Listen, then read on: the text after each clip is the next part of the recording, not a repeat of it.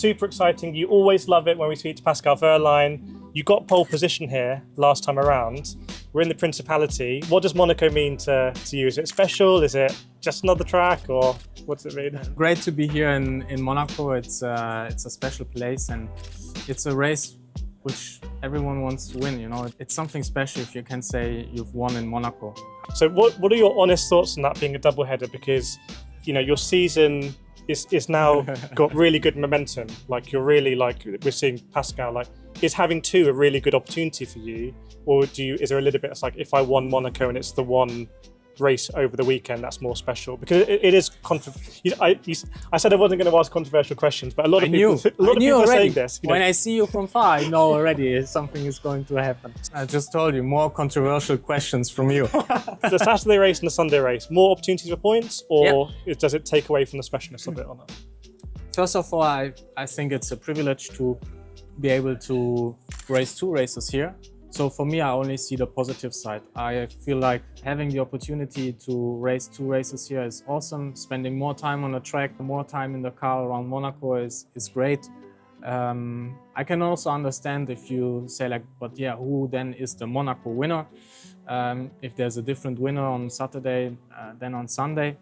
I think Formula E has come up with something like a Monaco trophy, where the guy with most points or something is then kind of the Monaco winner. But in the end, for me, it is something nice to have two races here and spend more time on track and race through these iconic streets. You are now confirmed driving the 963 at Le Mans. I mean, you thinking like kind of triple crown or these kind of things? You know, you're driving at Monaco now, then you're going to be at Le Mans. Like, just, I can't even really formulate a question here, but like, how exciting is it to drive at Le Mans? It is very exciting because it has always been a dream of myself to drive in Le Mans and obviously to win it, but also to add as many championships and important race wins throughout my career as I can. So obviously from what I did, I've won DTM, I've won Formula E, and the next thing is Le Mans. So I want to add that to my list, and to be able to race for Porsche in that race is awesome. And from my side, I will just make sure that I perform on my best possible level. Preparation has been good. Obviously, I haven't done a lot of endurance racing, but I got the first taste of it in Daytona. I'm going to race next week in Spa, and then I will race in Le Mans. So a decent amount of experience. And yeah, then we see how it goes. I think a 24-hour race is always special. There are a lot of things which you cannot control. Also, 24 hours are pretty long. You need to make sure you finish the 24 hours first, and then, you know, without technical issue, without contacts. Yeah, right strategy, a good setup, which is always a compromise between you and your teammates. So it's just a different philosophy, but I feel I'm ready for it. I would say I'm at the best phase in my career. I really feel like the next couple of years, I want to make the most out of that, and winning in Le Mans is on my bucket list. Well, I know your fans are just super excited about it, and they can't wait to see you there. And we, you know, speaking of Porsche, we've got a Porsche wall here we just want to get your thoughts on, but just very briefly, how have Porsche supported you here? Obviously, you're factory driver Formula E, driving the 963. What have Porsche been like in making that happen? First of all, very cool steering wheel. It looks super nice, and it's actually very nice in the hands as well. Like it's a good shape of steering wheel. I like that. Nice Porsche logo in the middle. So super cool. I feel at home with Porsche. So I'm here in that team since 5 years, and in Formula E, it really feels like I'm here since the beginning. We started with something a couple of years ago, which was maybe good for a highlight once or twice a season, but it was not the championship winning package.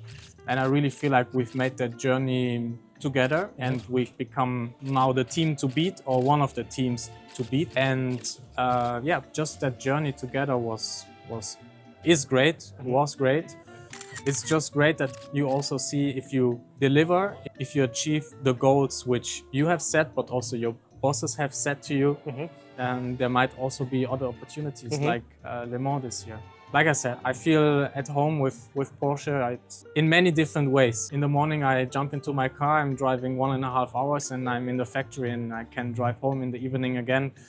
So I spend a lot of time with the people there in the factory, just talking about how we can improve, how we can develop further plans for the future. On the performance side, we have some of the best engineers and mechanics in the world, and it's a privilege to work for Porsche and to race for them.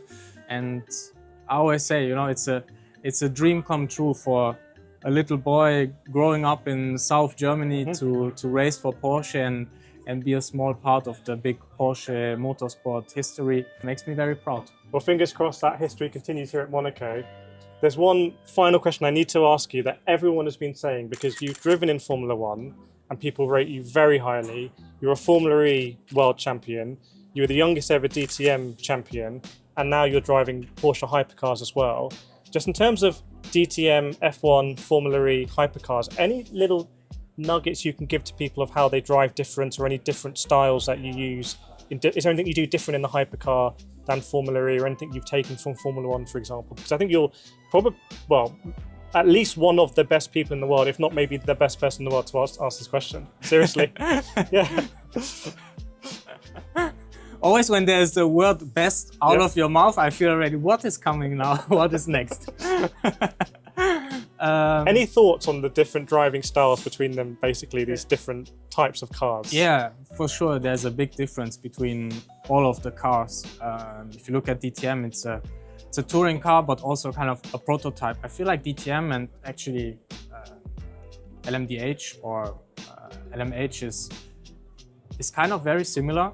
So yes, the cars are a bit different in terms of power and tires and so on, but just how the car behaves, it's very similar actually. Still, it's a touring car, it's a heavy car. If you look at Formula One, it's super high performance on every aspect, on power, on downforce, on braking, and the car really feels fast. Formula E is very different, and the challenges are very different as well. There's super much into software, into being efficient in the races. How more than hypercar?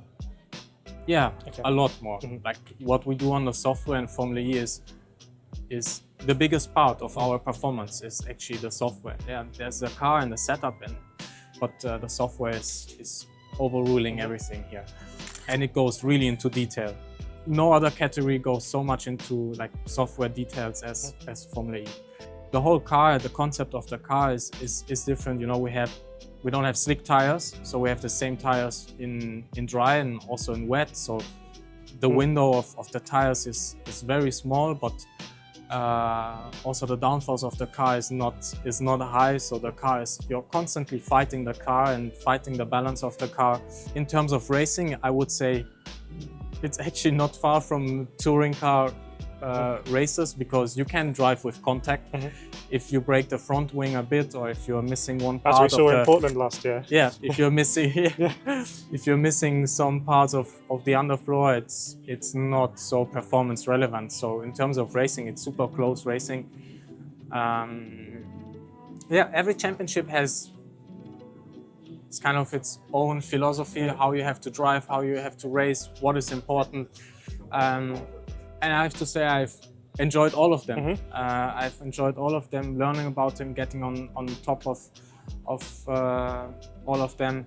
And like you said, I'm quite spread in my abilities, what I can race. I can race a touring car, I can race a single-seater, and yeah, I keep doing that for the future. Yeah, well, it's incredible to see. Thank you so much, Pascal, going into all this detail, because I'm sure you're fully focused on Monaco and we want to see you on that top step. So best of luck as always. Thank you very much.